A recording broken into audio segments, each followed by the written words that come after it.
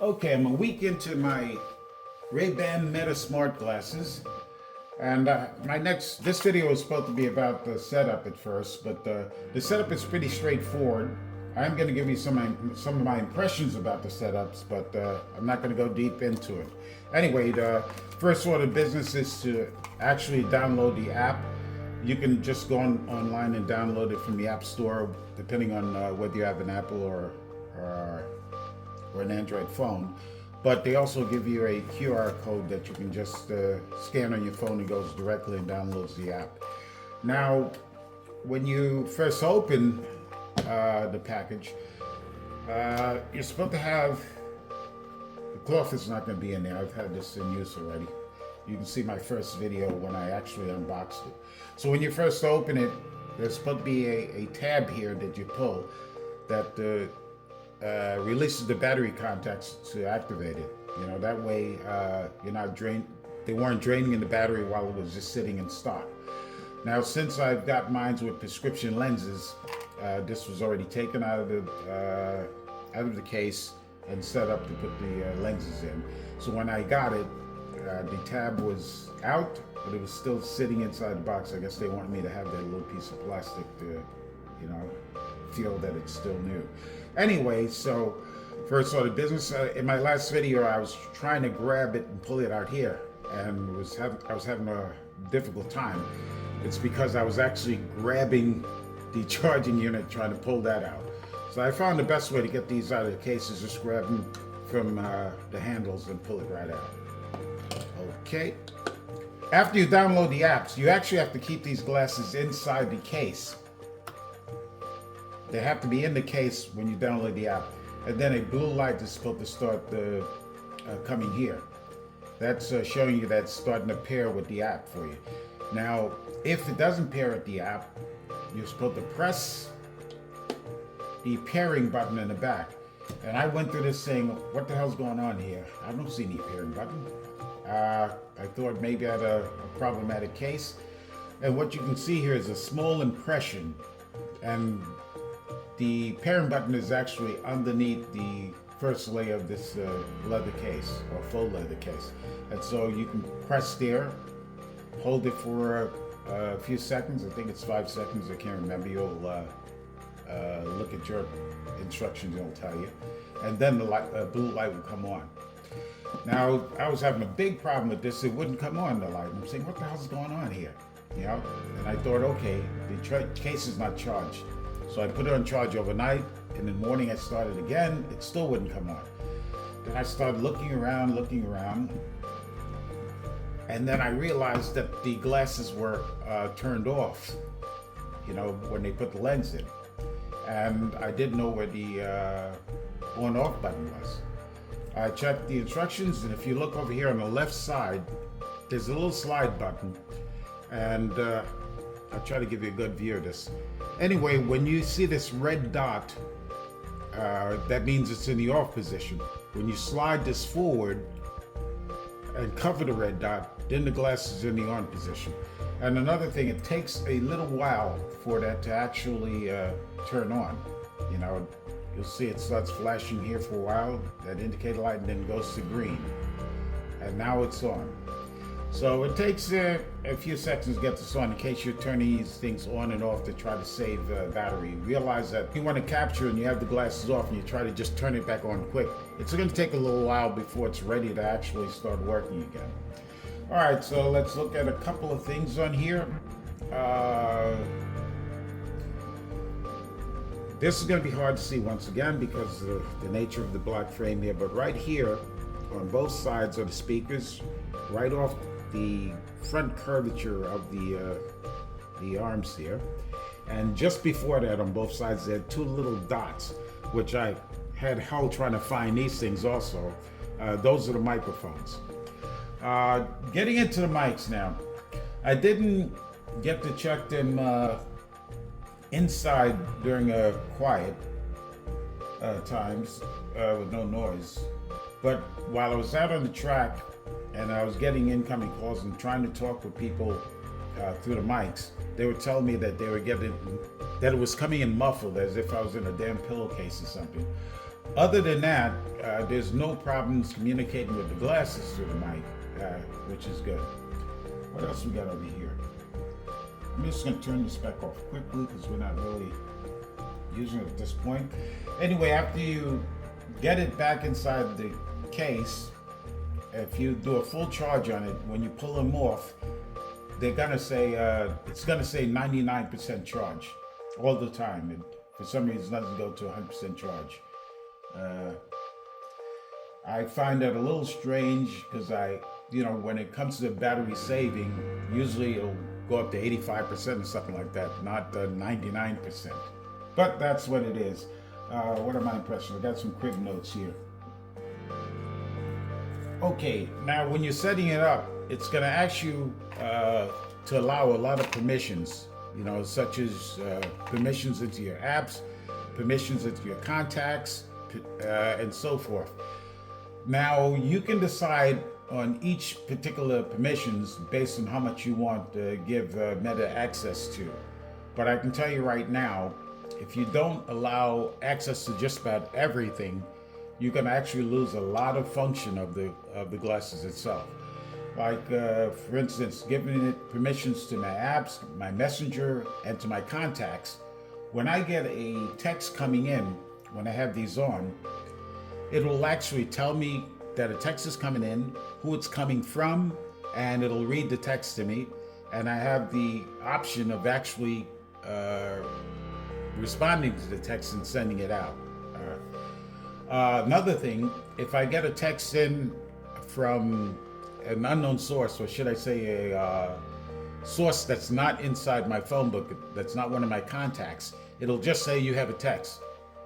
And then it'll say, then I'll ask who's it from. It'll say from someone not in your contacts. I forget, something of that nature. And then I can still ask it to read the text to me. And it will do that. So that's good. But let's talk about my transitional lens. Now I got these, excuse me, fully loaded. My allergies are acting up a bit. So not only have the prescription lens, I have progressives, and I have the transition, and I have the extra transition, which I covered in the first video. The extra transition means that it not only gets darker, but it'll also get darker with natural light, even without the UV, meaning that you have UV protection on your glass inside your car that stops it from getting dark. With the extra transition, it will actually get dark inside the car also. I noticed that it does get very dark, and when I go back inside, it actually transitions back to clear fairly quickly. And even before it transitions back to super clear, you're not walking into a place and looking like you're walking in with sunglasses on. I mean, it'll look that way on the glass itself. What I'm saying is that your vision is not obscured. You don't come in and feel like everything's dark before these clear up. And I noticed that outside also, that you really don't notice how dark it's gotten looking out through the lens. You can see things very clearly, and it doesn't look like you're looking through sunshades. Yet, when you look at it, when you pull them off and look at them, it's actually dark. Another thing, since I'm talking about pulling them off, when you pull them off, it automatically stops whatever's going on. If you have music playing and you take them off, it stops. And when you put them back on, you'll hear it slowly, it'll turn back on the music. So I don't know if that's a part of the battery saving deal also. But the point being, it does know when it's on your head and when it's not on your head. I'm not sure how it's doing that, but it does. What else we got in here? Battery life. If I put these on going to the gym, and I don't use them in the gym, to take pictures or videos or anything like that, which you could. So I go into the gym for 2 hours and I'm not using them other than the fact that they're on. When I leave the gym and do whatever errands, as well as do my 5-mile walk on the track, I think maybe 3.5 hours have passed by other than the hour and a half maybe in the gym. So I find that at least in my small amount of uses for a week, that after about 4.5 hours, it says 4 hours battery life, but I found that after 4.5 hours, but that's not, like I said, straight usage, I get a warning signal that it's at 15% battery life. And then I can still go another 15 minutes before it says, with the music playing all the time, I can get another 15 minutes before it says 5 minutes, please charge batteries. And then I can still make it home and put them on charge, even though I have the case with me. I'm gonna deviate a little bit to say that I did order a second case because I want to have one inside the car and one at home. And one of the big features of having the two cases, period, in two different spots, is in case you actually lose, in case you actually lose one of the cases. If then you have two cases in different spots, it's a slim chance of you actually misplacing one or the other. So you'll be up and running either way. You won't have to, can't find the case. It could be just misplaced in your home, and now you have to order a new case until you can locate it. So I recommend you buy a second case. The only way to buy it is on the Meta site, and you have to set up an account to do it. And they're $49, or at least it was at the time that I bought it. It might be more, maybe it was a holiday price, I'm not sure. What did I deviate from when I started off here? Oh, the battery life. So I found that I got a lot more battery life. That's not what I was going to say. What I was going to say is that when the battery life goes down to that point, the music kept running, but I couldn't do anything else. I couldn't take pictures or take any videos at that point. It tells you must charge the battery. So the music will keep playing at the low battery length, but nothing else will work, at least in my case. Let's see what else we have here. Okay, what I want to say also is that when I usually take these out to users, I always keep my regular glasses with me, of course, in case the battery runs out and you have to put it on charge. It's going to take a little while. I heard online a half hour. I don't know exactly if that's what it is, because I just come in at the end of the day, put them on charge. I don't wear these inside the house. I pretty much gave it all my permissions to Meta. And even though I don't believe they're actually spying on you or anything like that, you're giving permissions for that. And I noticed on some of the other apps with your regular phone, you give permissions for them to access your mic and your cameras at all times, period. You know, they say that, we won't use it only when you're actually using the app, but you can't be 100% sure on that. So the point being is that I don't wear it in the house for privacy matters. The same reason I don't have cameras floating around in the house. They're all outside. And I don't think it's a smart idea to have them on and start going through your phone, passwords, or anything like that. I think that would be a problematic thing.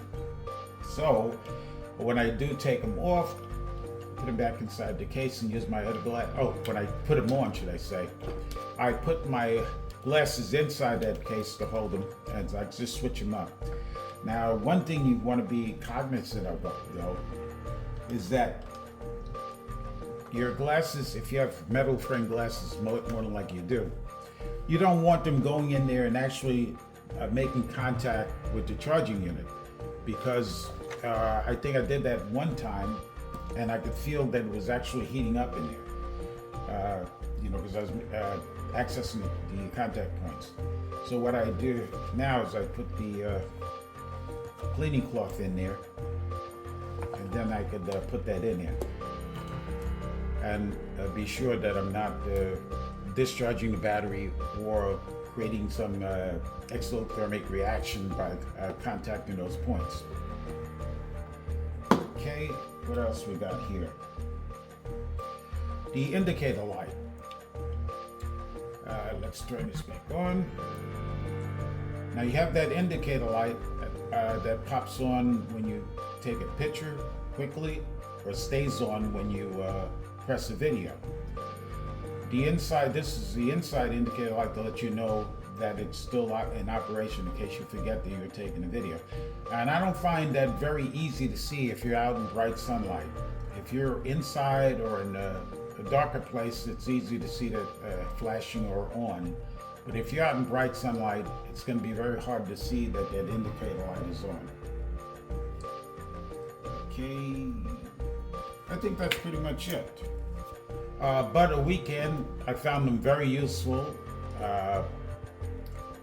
I think the most useful thing I found about it was just that, about getting my messages as they were coming in, hands-free from the phone, and responding to the messages. I did find one little flaw with the messages. Let's say, for argument's sake, I got a message in from one person. And since it gives you a chance to respond, excuse me, my allergies again. Since it gives you an opportunity to respond to the message and do a follow-up response, if I got the message from that person and then I gave him a response, and I didn't wait a period of time and I tried to get a message to someone else, it would automatically try to give that message to the same person that I got the first message from. So I had to actually wait until that cleared from the system. It wasn't a super long time. I had to wait a while for that first message to clear before I could make another message to a different person. And in that case, it was sister this or sister that. So maybe that's what confused it. Maybe if it was the first message was from sister this and the next message from John, it wouldn't have happened. But I haven't tested that out. There's still a few things that I have to check on it, and I'm still a little concerned about whether that mic is going to be a problem if I'm outdoors, or if there might be an update on that. I'm going to check online. I didn't do that yet to see if other people were having that same issue. And as for the gloss case, I don't know, someone said that the matte case was problematic because of fingerprints. I'm telling you that with the gloss finish on there, you constantly get smudges on it also. It's a little harder to see, I guess, unless you're close up, but you're going to get that smudging. And I got these, I guess it came in one package. She automatically put it in, the person I ordered the glasses for, the genuine Rayban glasses. I think that was an extra small charge, and that was just for that little Rayban symbol up in the corner there. Okay, this is my 1 week review, and after I've used it maybe a month, I'll come back with the more comprehensive review of what's going on with these. Thanks, I hope that helped a little bit.